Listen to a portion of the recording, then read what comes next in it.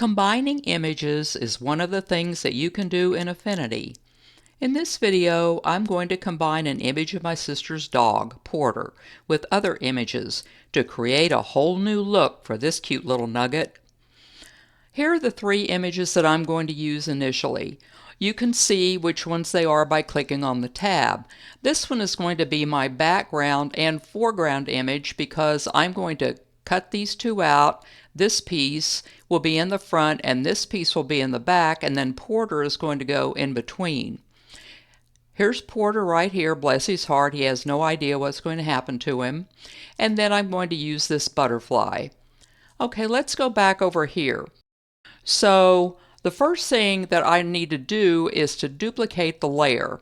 So I will right click on this and then duplicate it. Or you could go Control J and that would do the same thing. I need to duplicate it because I need a background image to go in the back, and this one right here I'm going to separate out this piece, and I'm going to do that by selecting the object selection tool. Now let me warn you, when the colors are really close like this, sometimes the object selection tool doesn't do a real good job and then you have to do something else. But hope springs eternal, so I'm going to try my object selection tool first and then put it over here. It does have a clock, so that's always a good sign. So we'll see if it reads the area that I want it to read or if I have to do something else. Okay, let's see what we have. Oh, we don't. Okay, it's going to try and read it. Okay, we've got a little bit too much there, but actually this is better than I got the first time. So I'm going to have to go back over here and take my selection brush tool and get rid of some of this stuff that I don't need.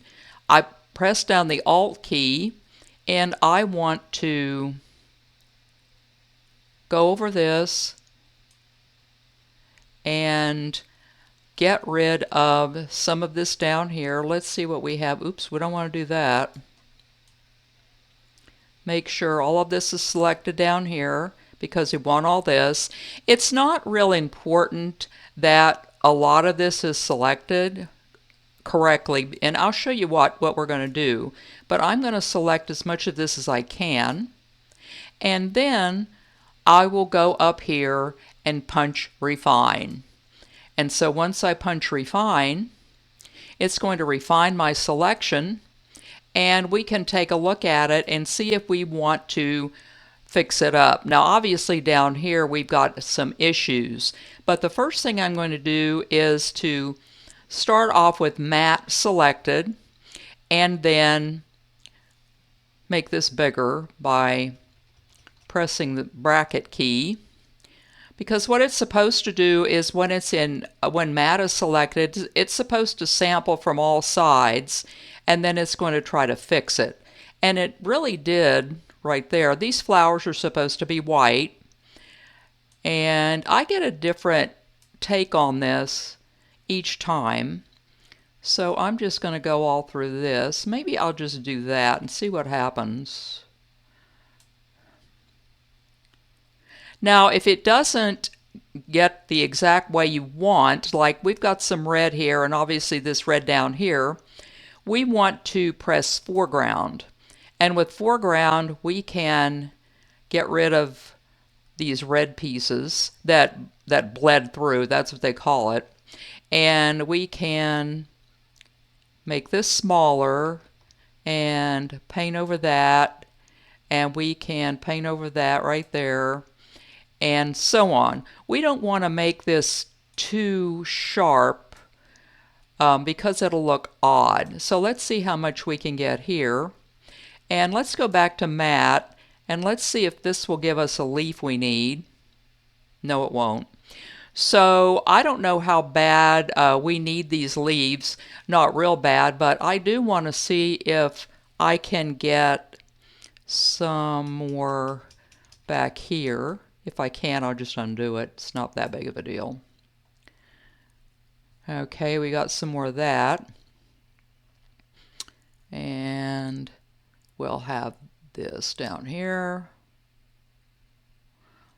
Oh, it decided it was going to work that time. So I've decided this is as good as I'm going to do right now. Well, let's see if I can, what happens if I do this? Will this, sometimes this works and sometimes it doesn't work very well. So we'll have to see. Well, that's not bad actually. And let's see if we can get some more of this grass here. And so on. Get a little bit of that. And I think that's as good as I'm going to do. So now what I'm going to do is to, before I go selection and get rid of it, I want to feather the edges. So I'm going to move this and feather the edges a little bit. This makes the edges more like grass and not so smooth, because if they're too smooth, then what's going to happen is it's just going to look strange. So I want to feather the edges a little bit, and then I want to see if I increase the border width. See how the border's getting bigger, if that matters, and just see what we can get, and get as much of this to look like, well, grass as possible and not just a smooth green thing.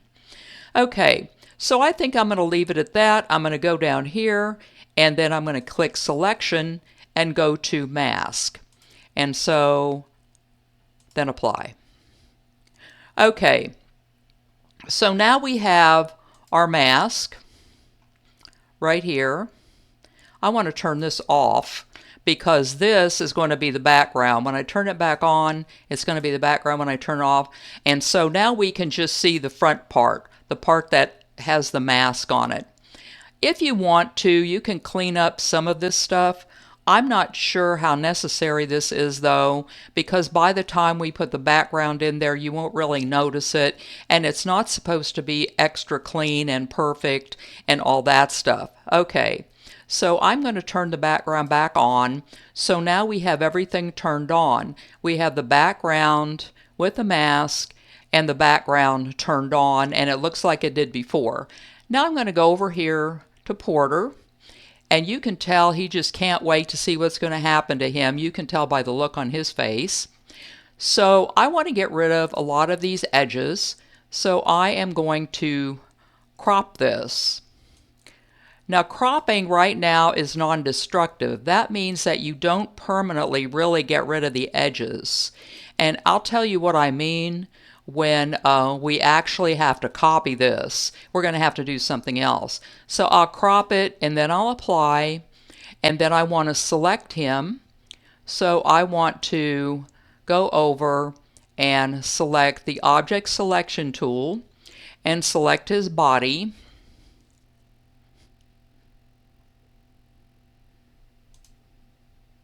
And there his body is selected. It has to think, and it's going to select it. And so now all we really need to do is to fix this piece down here. It missed getting part of his butt down there. Well, let me make sure it's not just a shadow. It could be. Yeah, I think it's just a shadow. Okay, so now we have him, and we want to go up to refine and press refine so we can see the edges. And now we see the edges for him, and it got a really good cutout of him because the background, which is the sofa, is just so different. His leg kind of looks weird here because his leg is in between the cracks of the sofa, but you're going to see that that's not going to really matter once we get him in our scene. Okay, so now that we get what we want to select mask rather, and select apply, and now he is selected with a mask. Now what I want to do is I want to copy him over to the scene, but I don't want to do it like this.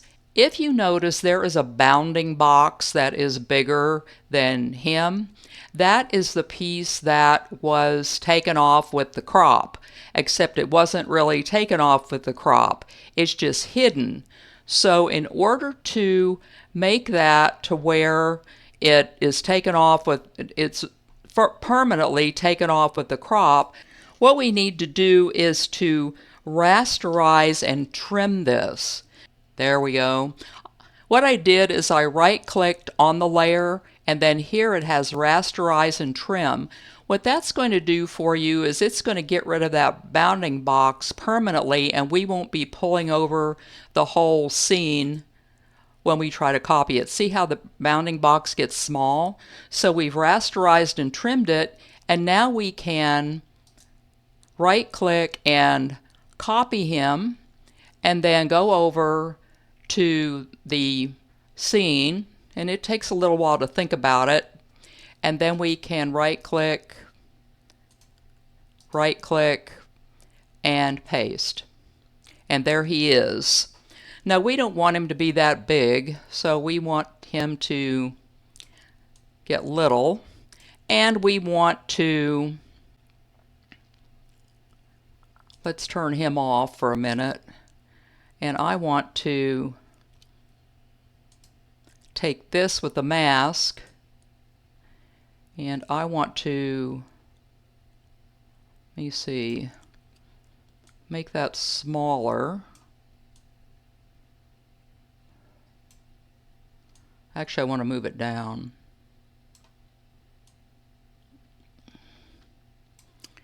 And then I want to get him and move him to where he is underneath the first layer. So now we have him sitting, oopsie, we have him sitting right here in our plants. And then we can arrange the plants. I don't think we want to do that one. We want to arrange the plants that have the mask, and to where we have them where we want them, and make sure that it doesn't look odd. We want them to kind of match up so that it looks like that he's sitting in the plants just looking at you, praying that you're not going to do something awful to him right now. So now we have him lying down with the background with this first scene, and we've got our scene set up the way we want it so far. Now what I want to do is I want to bring in some butterflies. So here's our butterfly image, and I want to crop this off. Actually, cropping this off isn't as necessary as the last one, but we're going to do it anyway. And apply, and then I'm going to select the object selection tool, and then try to select our butterfly. It's always nice when the colors of the object you're trying to select are so much different than the background, because the object selection tool works a lot better. You don't have to go to the selection brush tool. Okay, and once the clock disappears, you just click on it, and then it will say that it's selecting your object, and it's going to think. And now we have a selected object, which is actually really good, because the last time I didn't get the legs in there. So a lot of times it misses the legs. All it did now was it missed the antenna, but that's okay. We'll just paint those in. So now I'm going to click on Refine, and it's going to think and refine our selection. And so now you can see the selection we have.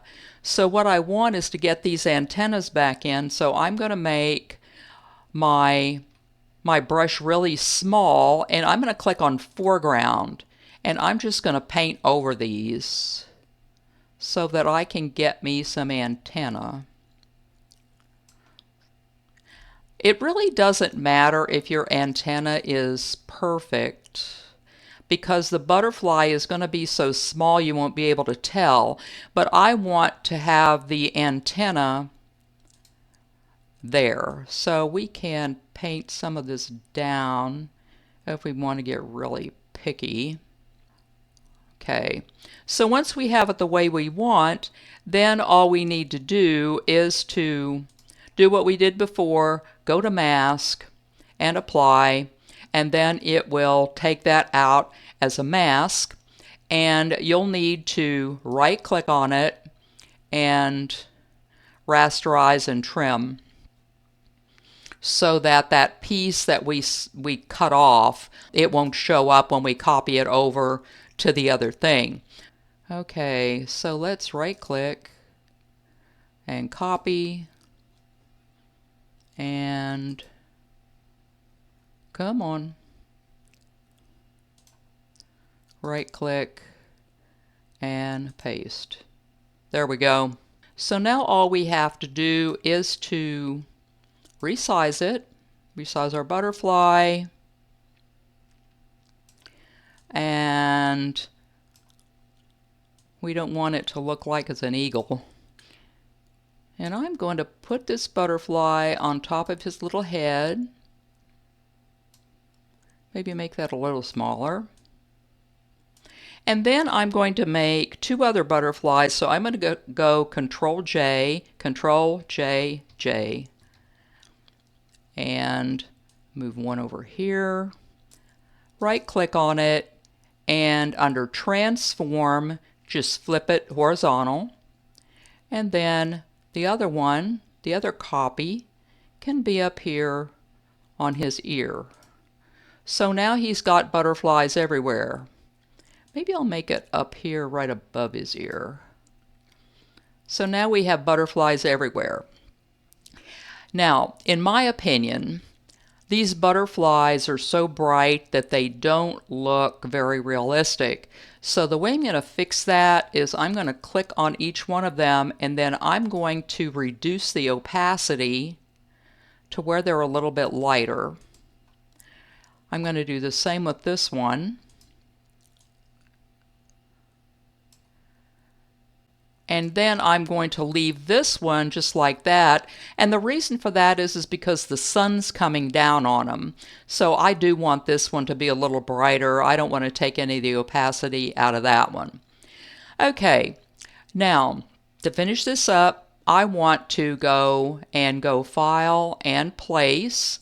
And I'm going to hunt down some flowers.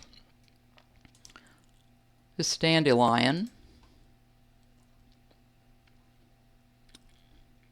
Sometimes it gives me a little message.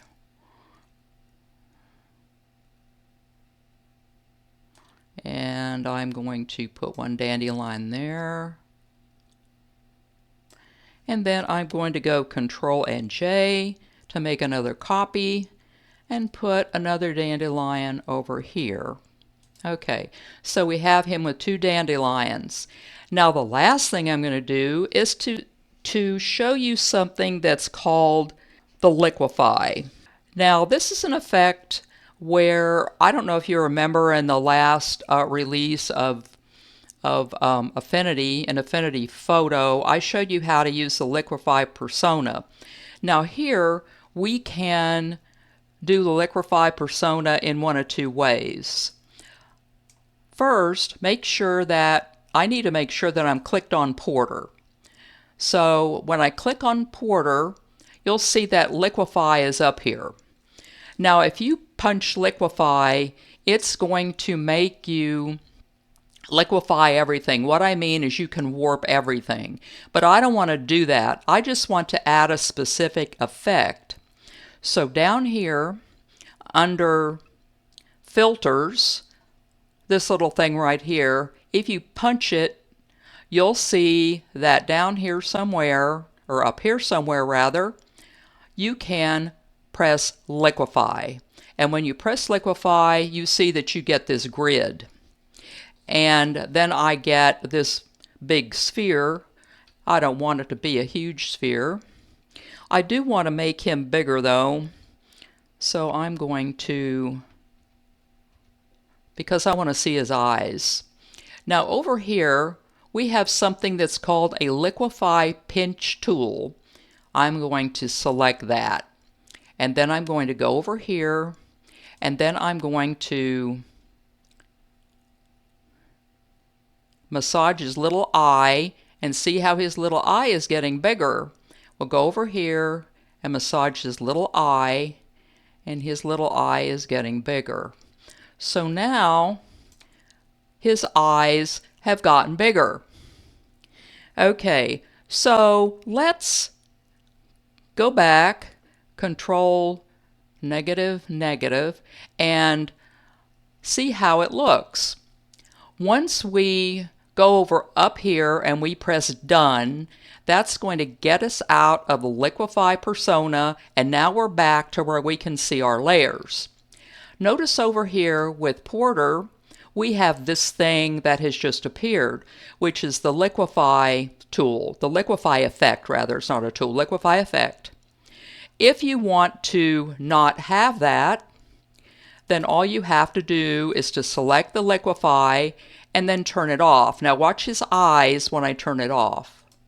His eyes go back to normal. If you like the effect, you can turn it on and he's got bigger eyes. So in this way, it's a non-destructive effect, because if you want to get rid of it, all you have to do is to delete this liquefy layer, or you can just turn it off. And when you export it out as an image, you won't see his giant eyes. I don't know which I like best. I like this effect, but it reminds me of a little of those cats that don't have any hair that have those giant eyes. But this is a really cool effect that that you can use if you want to. If you don't like it, then just turn it off. You don't have to worry about deleting it. Or worse, if we went up here and used this liquefy and we used it destructively, where it just arranged everything, you would have to Control Z, Control Z, Control Z to get out of it until you got back to where you wanted to be, which can be a big hassle. Okay, now, as an aside, I figured out why my shortcut keys weren't working. More accurately, my zoom in, zoom out keys. For whatever reason, after Affinity's updates, about 3 updates ago, they only work on the keypad and not on the number pad. I always use my shortcut keys on the number pad, but they do work on the keypad, so that's fine. As long as I have my zoom shortcut keys, I'm good. I don't care where I have to use them. So, here's how you can take some cute pictures you have and make your own composition. The prep for this was harder than the actual composition. Not every picture that you select fits like you want it to. I had about 5 pictures of my sister's other dog, Charlie, and 6 pictures of Porter.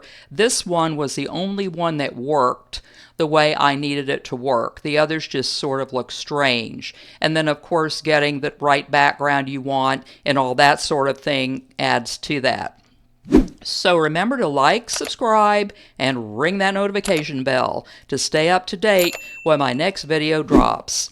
This helps the YouTube algorithm push out my videos to more people.